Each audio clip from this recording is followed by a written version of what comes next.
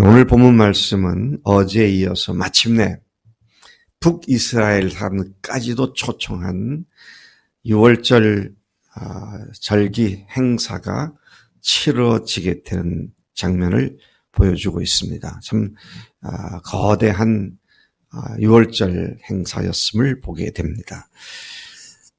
또 놀라운 것은 그 6월절 행사가 마치자 너무 기뻐서 그들이 다시 의논해서 의견을 모기를 한 주간을 더 드리자. 그래서 곱빼기로 6월절 행사를 했던 그런 모습도 기록되고 있는 것을 봅니다. 여러분들 아시죠? 6월절의 그 명절이라고 하는 절기가 어떤 의미였는지를 잘 아시죠? 유대인들의 3대 명절, 3대 순례 명절 하면은 6월절, 오순절, 그리고 장막절입니다. 6월절을 무교절이라고도 부르고요. 또 오순절을 칠칠절이라고 부르고, 장막절을 뭐라 그러죠? 장막절을 초막절이라고 부르고, 여러 가지 두세 가지 이름으로 부르는데 그 유래는 6월절의 유래는 잘 아신 대로 패스오버, 건너뛰다.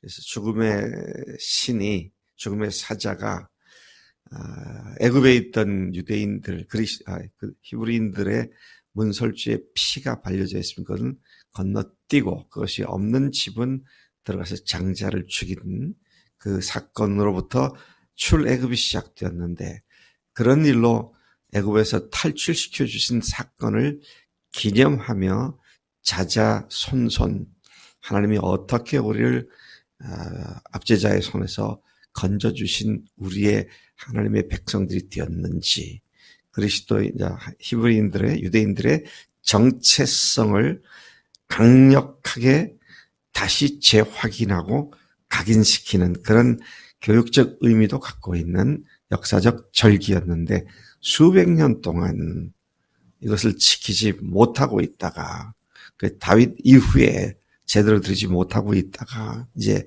이것을 히스기야가 복원시켜서 이 거대한 명절을 지키는데 너무 기뻐서 한 주간을 더 연장시켜서 했다. 이제 이런 내용을 우리 여기서 보게 됩니다. 유대인들을 선민으로 구분의식을 갖게 하는 정체성을 확립시켜주는 6월절. 그 6월절은 조금 전에 말씀드린 것 문설주에 바른 양의 피. 근데 오늘 예수님의 피를 상징하는 6월절이기도 하죠. 그래서 우리는 매일이 6월절이고요. 매일이 주님의 생명으로 말미암아 날마다 새로워지는, 그리고 우리에게는 매일이 피스트, 잔칫날이 바로 우리들의 삶이다 하는 걸 생각하게 됩니다. 홍해를 건넜던 것도 뭡니까? 부활의 예표였고, 무교병을 먹는 떡을 나누는 것도 예수님의 찢기실 살을 상징했던 것이고, 그 3대 명절 중에 특별히 6월절은 예수님 자신을 잘 그림같이 드러내는 명절이었다. 근데 참 놀랍죠. 그 6월절에 예수님께서 몸을 찢기시고, 그 6월절에 십자가에서 매달려 죽임을 당하시고, 그 6월절이 끝난 그 다음날 부활을 하시는, 그러니까 6월절은 철저히 예수님의 그림자였음을 우리는 잘 알고 있습니다. 제 히스기야가 백성들과 함께 그 날을 향한 보여준 열심을 한번 다시 살펴봅니다. 13절부터 21절까지가 첫 번째 7일 동안 지킨 6월절 행사를 말하고 있습니다. 그리고 23절부터 마지막 27절까지는 두 번째 주도 그렇게 했다. 그런 내용을 이야기하고 있는 것이죠. 둘째 달, 즉 왕의 즉위한 지 둘째 달, 무교절을 지키려고 예루살렘에 심히 많은 사람들이 모였다 그랬어요. 참 이게 중요한 것 같아요. 여기에 그들, 회중들의 동사만 쭉 제가 밑줄을 쳐보니까 많은 사람들이 모였다. 그들은 일어났다. 14절에 그들이 일어났다. 제거했다. 그리고 다 던져버렸다. 참 행동하는 그들의 모습을 이렇게 보면서 우리의 믿음이 우리 자리에 모이고 한 자리에 모이고 또 우리가 지금 제대로 걷지 못하고 제대로 서지 못한 자리에 벌떡 일어나고 그리고 제거할 것들을 제거하고 던져버릴 것들을 던져버리고 주님 앞에 전심전력하는 그런 모습을 네 단어로 이야기하고 있음을 보게 됩니다. 예루살렘에 힘이 많은 사람들이 모였고 그들은 벌떡 일어나 예루살렘 안에 있는 우상을 섬기던 제단과 향단들을 모두 제거해버렸고 그리고 그것들을 기드론 실에 다 내던져 버렸다. 참 우리가 믿음의 결단을 할 때에는 함께 모여서 일어나서 제거하고 버리고 이제 그런 결단을 하는 일이 필요하죠. 그들은 예루살렘 성 자체를 성결케 했습니다. 우리 주변을 성결케 해야 함을 보여주는 말씀이라고 생각합니다. 성전에 모이면 다 되는 것이 아니라 그 성전이 있는 예루살렘 성의 모든 산당과 이런 그 제단들을 다 없애버리고 성결케 하는 그런 일을 한 것을 보게 되는 것이죠. 2월 14일에 둘째 달 열나흘째죠. 2월 14일에 유월절 양을 잡았고 제사장 레위 사람이 하나님 앞에서 자신들의 부끄러운 모습을 발견하고 참 이게 중요해요. 하나님 앞에서 자기들의 부끄러운 모습을 봐야 회개할 수 있죠. 목사님이 맨날 회개하라고 하는데 또 하필이면 역대하 같은 게 와서 온전한 전심을 다하여 계속 목사님 그거 갖고 회개하라 그러는데 뭘 회개할 게 있어 회개하지. 그러면 이게 저주입니다. 왜? 부끄러운 것이 뭔지를 알아야 돼요. 자, 그리고 부끄러워서 그들이 제사장들부터 자신들부터 성결하게 했고 성전에서 자신들의 위치에 바로 섰습니다. 자기가 서야 할 위치에 딱 섰고 번제물을 모세 율법에 따라 제사장들 레위 사람의 손에서 피를 받아 뿌리게 되죠. 그렇게 속죄제를 드리고 그렇게 하나님께 번제를 드리는 모습을 보게 됩니다. 조금 전에 제가 말씀드린 것처럼 제사장들이 율법에 따라서 모세가 정한 대로 자기 위치에 섰다. 자기 위치에 서서 각자 자기 일들을 했다. 교회가 주님의 몸인데 각 지체들이 자기 위치에서 해야 할 일들을 감당하는 것. 이것이 한 공동체가 정상적으로 작동할 수 있는 기본이라는 사실을 여기서 또한 보게 되는 것입니다. 17절에 보니까 자신들을 성결하게 하지 못한 부정한 사람들도 있었습니다. 그래서 레위 사람들이 그런 사람들을 유월절 양을 잡아 여호와 앞에서 성결케 했다. 스스로 성결케 할 수 없는 사람들이 제사장들이 그들을 도와서 그렇게 했다. 레위들이 그렇게 했다. 근데 더 심각한 문제가 발생을 했습니다. 뭡니까? 북이스라엘에서 온 많은 사람들은 스스로 정결하게 하지 않은 채 유월절 양을 먹어서 율법을 어기는, 규례를 어기는 일을 행하게 되죠. 그래서 이 사실을 알게 된 히스기야 왕이 즉각적으로 그들을 위해서 간구합니다. 어떻게 간구했는가 제가 읽어보겠습니다. 선하신 여호와여 사하옵소서. 결심하고 하나님 곧 그의 조상들의 하나님 여호와를 구하는 사람은 누구든지 비록 성소의 결례대로 스스로 깨끗하게 못하였을지라도 사하옵소서. 참 하나님께로 돌아오라고 하는 말씀을 듣고 자기 고향 땅을 떠나서 유다 남쪽 유다 왕국까지 와 있는 이들이 율법을 알지도 못하고 미처 성결케 하지 못한 채 유월절 양을 먹는 걸 보고 왕이 그들을 위해서 간구하는 중보기도하는 그런 모습을 보게 됩니다. 여러분 우리가 믿음 안에서 아직 제대로 복음 안에 서 있지 못하거나 말씀을 모르는 사람들이 실수할 때가 많이 있습니다. 그럴 때에 참 우리가 교만해져가지고 얼레리 꼴레리 저것들은 저것도 못해 이게 참 지극히 아주 교만하기 짝이 없는 태도죠. 하나님 저들이 아직 잘 몰랐습니다. 저는 주님께서 깨끗하게 해 주십시오. 그렇게 기도하는 게 마땅한 일이다 하는 것이죠. 여러분, 누군가를 우리가 비난하고 누구를 공격을 하는 이유가 뭡니까? 그를 정죄하기 때문입니다. 근데 하나님 앞에서는 다 거기에요. 얼마나 성경을 안다고, 얼마나 경건하게 산다고, 그럼 내가 좀 나았다고, 그것 가지고 사람들을 옵수이 여기고, 형편없게 보고, 그거는 참 크게 잘못된 교만이죠. 네. 누구든지 연약한 부분이 있고요.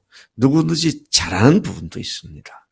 그런데 내가 하는 걸 네가 못한다고 그렇게 한다면 나는 한나라의 앞에서 맨날 주눅 들어야 돼. 왜? 나는 한나라에 그림 그린 거 반도 못 따라가거든. 근데 아이고 목사님이 그림도 하나 못 그리네. 아이고 목사님 참 우습다. 그러면 제가 나래 볼 수가 없이 맨날 도망 다녀야겠죠. 네, 그렇게 보지는 않겠지만 예를 들면 그렇다는 얘기죠. 형제의 연약함을 섬기라고 보여주셨지 비난하거나 우월감 가지고 보여줄 게 아니다는 것입니다. 그래서 여러분 제발 누군가의 연약함이 보이면 그것 갖고 투덜대지 마시고요. 나로 하여금 저 형제 저 부분을 섬기라고 내 눈에 그걸 띄게 하셨구나. 보여주셨구나. 그리고 그걸 위해서 기도하면 되죠. 우리 안 집사님이 좀 어려움 이렇게 많이 당하고 계시는데 어제도 제가 저녁에 6시 분쯤 가서 보니까 너무 힘들어하세요. 근데 안 집사님의 그런 어려움이 왜 왔는지 이런 걸 제가 하나님 앞에서 말씀을 듣고 확인을 하니까 가서 같이 엎드려서 같이 기도하게 되는 거지. 아니 집사님 지금 뭐 하는 겁니까? 여기가 누워있어 일어나세요. 그건 아니지. 그건 정말 아니죠. 그러니까 건강이든 재능이든 믿음이든 지식이든 그것 갖고 교만을 떨면 그는 정말 주님 앞에서 큰 잘못을 행하는 것이다. 자, 왕이 이렇게 기도를 했습니다. 이렇게 그들이 자신들을 성결케 했으면 물론이고 주변 사람들까지도 성결케 용서해달라고 이런 기도를 한 것을 보면서 우리가 매일 회개하고 하나님 앞에서 깨끗한 양심으로 서는 것이 얼마나 중요한가 하는 것을 보여주고 있습니다. 어제 저녁에 제 집사람이 셀 모임에서 간증할 때 맨 끝에 말이 그러더라고요. 그전에는 이따금 생각나면 회개했는데 요즘은 매일 회개한다고. 우리 매일 회개해야죠. 자, 주님 앞에서 항상 나 자신을 살피며 하나님 앞에서 정결한 삶을 사는 것. 그게 유월절 잔치하는 사람의 기본 태도입니다. 그것이 유월절의 실체인 예수님을 믿음으로 모시고 그분의 십자가 부활로 거듭난 사람들의 마땅한 삶의 모습이다. 그런 이야기를 지금 하고 있는 것입니다. 그런 7일 동안 큰 즐거움과 감사함이 있었고 레위 사람들과 제사장은 날마다 여호와를 칭송하며 큰 소리 나는 악기를 울려 여호와를 찬양했다. 참 장관이다. 참 얼마나 놀라운 일이었을까. 성전 광장을 꽉 메운 사람들이 거기서 그렇게 기뻐하고 찬양하는 모습을 보죠. 히스기야는 여호와를 섬기는 일에 능숙한 모든 레위 사람들을 위로했다 그랬습니다. 여기 보니까요. 섬기는 일에 능숙한 레위인들, 주님의 사역을 능숙하게 하는 사람들은 마땅히 하나님의 위로를 받아야 할 줄로 믿습니다. 이 일에 지쳐서 다시는 못하겠다 이런 말은 교회에서 나와서는 안 되겠다. 늘 그런 생각을 해요. 그래서 이 일을 하고 많은 교회들의 경우에 이 일을 맡겼더니 이 일을 열심히 했는데 1년 만에 번아웃 돼가지고 완전히 번아웃이 뭐라 그러더라? 탈진해가지고 다시는 내가 못하겠다고 있는 믿음까지 까먹는 그런 모습을 본다면 안 되겠죠. 우리가 맡겨진 일을 주님께서 맡겨준 줄 알고 주님 앞에서 이런 매일 유월절 잔치의 기쁨을 누리며 살아갈 때에 능히 또 능숙하게 주님의 일을 또 할 수 있는 줄로 믿습니다. 23절부터 27절까지 두 번째 절기를 지킨 회중들 그랬습니다. 온 회중은 또 다른 7일 동안 절기를 지키기로 모두가 결의를 했습니다.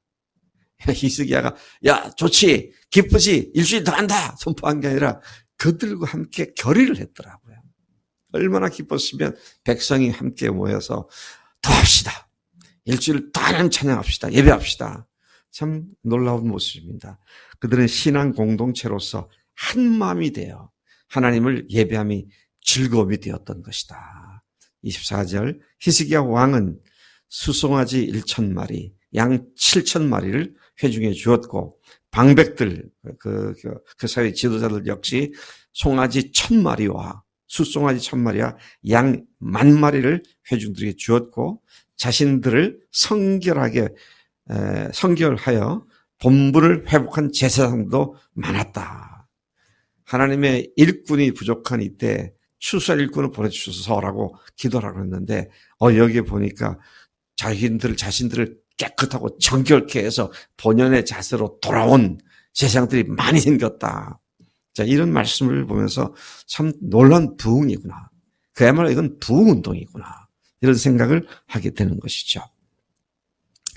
자, 그 다음에 그곳에 모인 모든 사람들, 예를 들면 유다 온 백성들, 제사장들, 레위 사람들, 방백들, 북이스라엘에서 온 모든 회중들, 북이스라엘에서 온 사람 두 종류가 있죠. 처음에 남북이 갈릴 때 난 남쪽에 살 거야 하고 내려온 사람들과 그 다음에 이 초청을 받고 나그네로 잠깐 들려서 온 사람들, 이런 사람들이 다 즐거워했고 그 즐거움과 기쁨의 표현을 솔로몬 이후에 없었던 큰 기쁨이 예루살렘에 있었다. 26절이 그렇게 말하죠.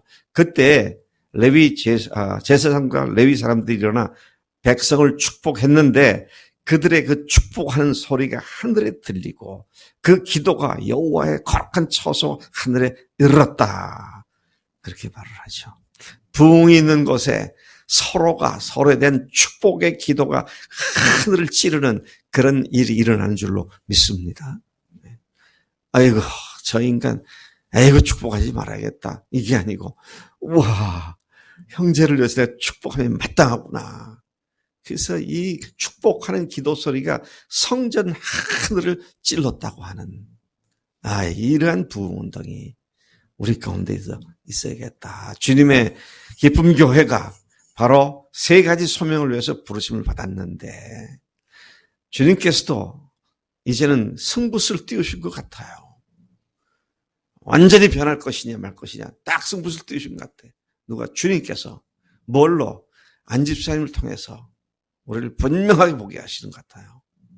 하나님께서 안집사님을 회복시키는 일이 우리의 회개에 달려있고 온 집안의 회개에 달려있고 본인의 회개에 달려있고 그래서 하나님이 하나님의 일을 기필코 이루시겠다고 하는 그런 뜻을 헤아려 보며 오늘 우리가 정말로 온전하게 주님 앞에 매일의 6월절 예배를 드리는 그런 삶이 되어야겠다. 예수님의 죽으심과 부활하심이 오늘도 내 삶을 기쁘게 만들고 즐겁게 만드는 그런 복된 하루가 되게 할 줄로 믿습니다.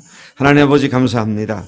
저희들에게 아버지 하나님이여 참으로 포도나무에 열매가 없고 무화과에 열매가 없고 외양간에 소가 없을지라도 송아지가 없을지라도 난 여호와를 인하여 즐거워한다고 한 그 즐거움을 하나님 우리에게도 회복시켜 주시고 매일이 예수님의 피와 부활로 즐거움이 되는 6월절 잔치가 되도록 이 시간도 우리를 격려해 주시고 또 그렇게 우리가 기도할 것을 보여주시니 감사합니다. 하나님 이미 이스라엘들은 그림자를 그렇게 기뻐했지만 우리는 실체를 만났고 보고 믿은 자들로서 히브리인들, 유대인들과는 비교도 안 되는 큰 기쁨으로 매일매일을 6월절 잔치하는 삶이 되도록 우리를 인도하시는 줄로 믿습니다. 오늘도 그렇게 살겠습니다. 감사합니다. 예수님의 이름으로 기도를 쌓옵나이다. 아멘. 아멘.